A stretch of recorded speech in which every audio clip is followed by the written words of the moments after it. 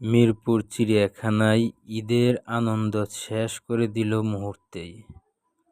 হাতিটি Azad command মেনে চলে এবং হাতিকে ব্যায়াম করানোর সময় নিয়ে যায় তার শিশু আজাদকে। তখন সে হাতিকে ব্যায়াম করানোর পরিচর্যায় ব্যস্ত, আর এদিকে তার শিশুটি হাতির নাগালে চলে যায়। এক পর্যায়ে হাতি তার শিশুর উপর আক্রমণ করে, সুর দিয়ে পেঁচিয়ে